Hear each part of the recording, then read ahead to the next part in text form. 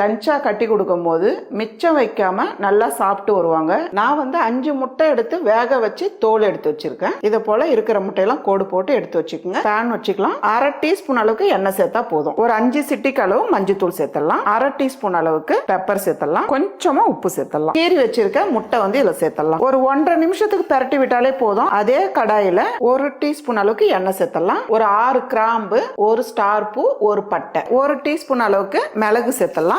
150 gram சின்ன வெங்காயம் எடுத்து தோல் எடுத்து கழுவி வச்சிருக்கேன். இந்த அளவுக்கு வதங்கினது போதும். இதை நல்லா பேஸ்டா நம்ம அரைச்சு எடுத்துக்கலாம். பேன் வச்சுக்கலாம். 1 டேபிள் ஸ்பூன் அளவுக்கு நெய் சேர்த்தலாம். 2 டேபிள் ஸ்பூன் அளவுக்கு எண்ணெய் சேர்த்தலாம். சின்னதா பிரியாணி இலை, 2 கிராம்பு, 3 பெரிய வெங்காயம் எடுத்து பொடியா நறுக்கி வச்சிருக்கேன். வெங்காயம் இந்த அளவுக்கு நல்லா வதங்கி வர டைம்ல 3 பெரிய தக்காளி, கொஞ்சமா உப்பு சேர்த்தலாம். ஒரு 1.5 டீஸ்பூன் அளவுக்கு இஞ்சி பூண்டு பேஸ்ட் சேர்த்துக்கலாம். கொஞ்சமா கருவேப்பிலை சேர்த்தலாம். 3 பச்சை மிளகாய் கீறி வச்சிருக்கேன். நம்ம வதக்கி வச்ச வெங்காய பேஸ்ட் ஓரளவுக்கு வதக்கினாலே போதும். ஒரு 3/4 டீஸ்பூன் அளவுக்கு மிளகாய் தூள், 1/2 டீஸ்பூன் அளவுக்கு மல்லித்தூள், கரம் மசாலா ஒரு 1/4 டீஸ்பூன் அளவுக்கு, மஞ்சத்தூள் ஒரு 3 சிட்டிக்கு அளவுக்கு சேர்த்துக்கலாம். நல்லா கலந்து விட்டுருங்க. 1/4 கப் அளவுக்கு தண்ணி எடுத்து மிக்ஸி ஜாரை கழுவி ஊத்திக்கலாம். உப்பு தேவையான அளவு சேர்த்துக்கலாம். 1 நிமிஷத்துக்கு அப்படியே இருக்கட்டும். பாஸ்மதி ரைஸ் எடுத்து நல்லா உதிரியா வடிச்சு வச்சிருக்கேன். அப்படியே நல்லா கலந்து விடுங்க. இந்த அளவுக்கு ரைஸ் நல்லா கலந்து விட்டுட்டு இப்போ நம்ம இந்த முட்டை சேர்த்துக்கலாம். முட்டையை வச்சு வெரைட்டி ரைஸ் ரெடி.